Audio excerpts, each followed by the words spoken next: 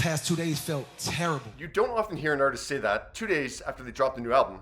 But yeah, that's how J. Cole's feeling Sunday night after he dropped Might Delete Later on Friday. So I'm so proud of that project, except for one part.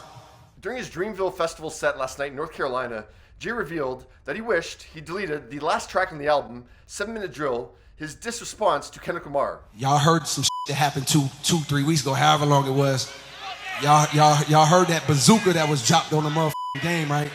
In case you hadn't heard, let's go back, but we gotta go farther back than just 2 or 3 weeks ago. We gotta go back to October 6, 2023, when Drake released his For All the Dogs album. J. Cole was featured on First Person Shooter, which debuted at number 1 on the Billboard Hot 100. Love when they argue the hardest MC. Is it K-Dot, is it Aubrey or me? In his verse, J. Cole mentions 3 names that should be in the discussion around who the best rapper is right now: himself, Drake, and Kendrick Lamar. We the big 3 like we started a league, but right now I feel like Muhammad Ali. So we're top 3, but I'm number 1.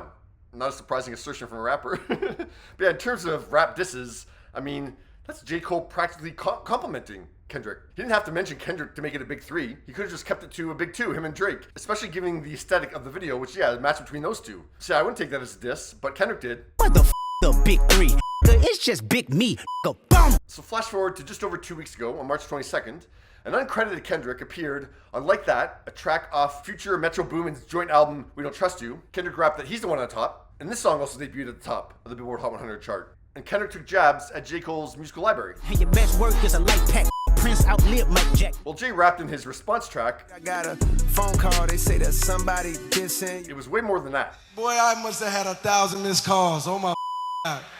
Text flooded. I couldn't even answer my shit. It's wartime. Boom, boom, right?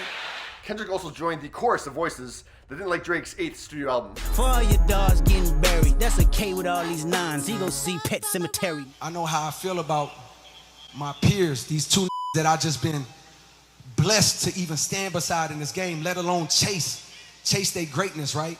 But Jay gave into that pressure to respond. So yeah, he wrote and recorded 7 Minute Drill in those 2 weeks in between when Like That dropped and Might Delete Later was released. Jay had been teasing the mixtape's drop since February, but April 5th wasn't a locked-in day for him as a release day. So yeah, it could have been that the urge to respond to Kendrick was part of the reason that it dropped on Friday. Now he admits that his disses towards Kendrick weren't the hardest hitting. Like I try to jab my back, and I try to keep it friendly. And he's still doing shows, but fell off like the Simpsons. And yeah, media outlets like Rolling Stone didn't think much of Jay's comeback. Now, while Kendrick only reviewed 1 of J. Cole's collections, Jay decided to review all of Kendrick's albums. First was classic. Whew. So Jay starts by calling Good Kid, Mad City a classic. That's gotta hurt. Your last was tragic. Yeah, then he does say that Mr. Morale and the Big Steppers is tragic, which I don't think many people would agree with. I mean, I said back then that this is going to be an album that I appreciate more than I listen to over and over again, and that is the case. It did win Best Rap Album at the Grammys, which added to Kendrick's now 17 Grammy-winning total. But Jay had something to say to the Recording Academy. The Grammys, cause them crackers ain't never done nothing for me. Jay has won 2 Grammys from 17 nominations, including one this past February for All My Life in Best Melodic Rap Performance. Next up, Jay critiques Kendrick's 2015 album, To Pimp a Butterfly. Your second put niggas to sleep, but they gassed it. Jay doesn't say put him to sleep, but yeah, he does say the album is overhyped. Once again, not exactly a knockout diss. Next up is Damn from 2017. Your third was massive, and that was your prime. So that was Kendrick at his best. Okay. I mean, yeah, it did win the Pulitzer Prize, so I'd say so. Yeah, Jay actually praised 2 out of 4 of Kendrick's albums. Yeah, he did admit that he struggled to come up with disses. Trying to find a little angle and downplay this catalog and his greatness. Yeah, Jay says the discourse that the rushed diss track has fueled hasn't sat well with him.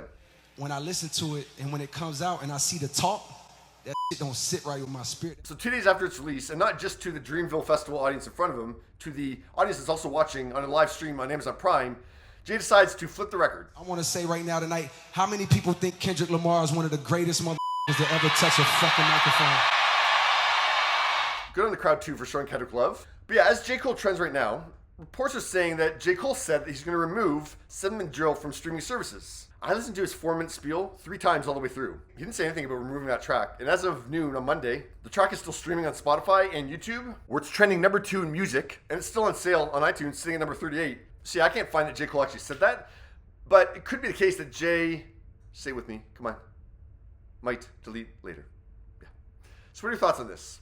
I know rap beefs are often have an undercurrent of respect, and we see that it surely fuels sales and streams. Now, while Jay says he won't be continuing the feud, he's ready for any response that Kendrick has. I pray that my really didn't feel no way, and if he did, my got my chin out. Take your best shot, I'm gonna take the on the chin, boy. Do what you do.